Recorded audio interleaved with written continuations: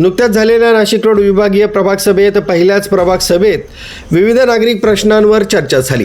यात सर्वच नगरसेवकांनी समस्या मांडल्या, परंतु सध्या नागरिकांना भेडसावत असलेली गंभीर स्वरूपाची समस्या म्हणजे खोदलेले रस्ते आणि नागरिकांना होणारा त्रास। याच प्रश्नांवर प्रभाग क्रमांक 8 शिवसेना पक्षाच्या नगरसेविका सुनीता सागर भोजने यांनी जेलरोड प्रभाग क्रमांक 8 मधील रस्ते खोदकामाची समस्या याविषयी आपली प्रकट भूमिका प्रशासनासमोर प्रभाग सभेत मांडली। या समस्येची गंभीर दखल घेऊन संपूर्ण नाशिक रोड भागातील चालू असलेले रस्त्यांचे खोदकाम त्वरित बंद करण्याचे आदेश सभापती रमेश धोंगडे यांनी दिल्यानं नगरसेविका सुनीता भोजने यांच्या मागणीला निश्चित यश आल्याचं बोललं जात आहे। त्याचबरोबर विभागीय अधिकारी प्रज्ञा त्रिभुवन तसंच इतर विभागाच्या अधिकाऱ्यांना सोबत घेऊन प्रभाग क्रमांक 8 मध्ये नगरसेविका सुनीता भोजने यांनी प्रभाग दौरा केला होता।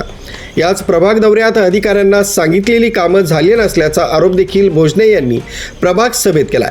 नाशिक रोडमधील जेलरोड प्रभाग क्रमांक 18 मध्ये गेल्या काही महिन्यांपासून विविध विकास कामांसाठी मोठ्या प्रमाणावर रस्ते खोदकाम करण्यात आले। गॅस पाईपलाईन, पाणीपुरवठा, ड्रेनेज, वीज वाहिन्या, ऑप्टिकल फायबर आणि आगामी कुंभमेळ्याच्या अनुषंगानं सुरू असलेल्या कामांमुळे अनेक रस्ते उखडले गेले असून नागरिकांना यामुळे मोठ्या गैरसोयींचा सामना करावा लागतोय। रस्ते खोदल्यानंतर वेळेत पुनर्बांधणी न झाल्यामुळं खड्डे आणि उंच सकल रस्ते तयार झालेत। पावसाळ्यात खोदलेल्या भागात पाणी साचत असल्यानं अपघातांचा मोठा धोका वाढलाय। धूळ, चिखल आणि वाहतूक कोंडीमुळे नागरिक, विद्यार्थी, व्यापारी आणि रुग्णवाहिका यांना अडचणी येत आहे। एकाच रस्त्यावर वेगवेगळ्या विभागांकडून वारंवार खोदकाम होत असल्यानं नागरिकांमध्ये प्रचंड नाराजी असल्याची भावना भोजने यांनी व्यक्त केली आहे।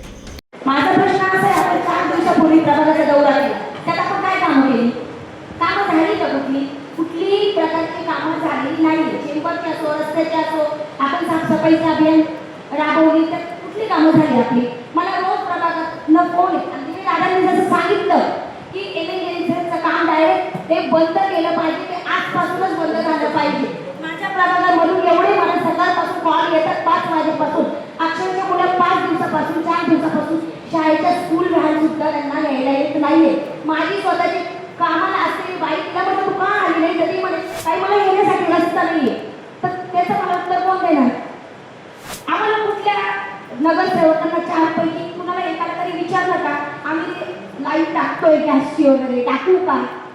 इतकी गैरसोय केली, कस टाका, खडी टाका, असं आम्ही वारंवार सांगताना त्यांनी कुठल्याही प्रकारचा आमच्या प्रभागामध्ये गल्लोगल्लीचे रस्ते खोदून ठेवलेले आहे। मॅडम, आता जर ते बोलले की मला व्हिजिटला त्यांना येऊ शकते, आता मी त्यांना येऊ शकते व्हिजिटला माझ्या प्रभागामध्ये, त्याचं उत्तर कोण देणार?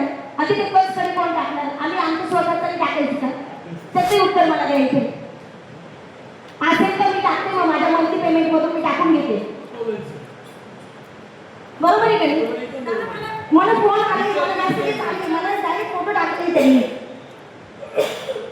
आता ही फोटो बघा मॅडम, येऊ का मी तिकडे 2 मिनिटं फोटो दाखवण्यासाठी? पायी पण मॅडम कोणी चालू शकत नाही। एखादी वयोवृद्ध व्यक्ती पडली, लहान मुलं पडले, त्याचा ठपका आमच्यावर पडणार आहे। लोकांनी आम्हाला सहकार्य केलं, मदत केलं, निवडून दिली, मग लोक आमच्याकडून अपेक्षा ठेवणार आहे। मग याचा प्रश्न उत्तर कोण देणार आहे मला? का आम्ही नवीन नगरसेवक म्हणून अधिकाऱ्यांना काही असं वाटतं काही ना काही समजतच नाही म्हणून? असा प्रश्न आहे का? काही समजतच नाही म्हणून नसेल काही समजत, हळूहळू समजेल आम्हाला सगळ्या गोष्टी, बरोबर आहे का? मॅम, मला याचं उत्तर आहे। मुख्य संचालक रवींद्र जाधव, लोकराज्य न्यूज, नाशिक रोड।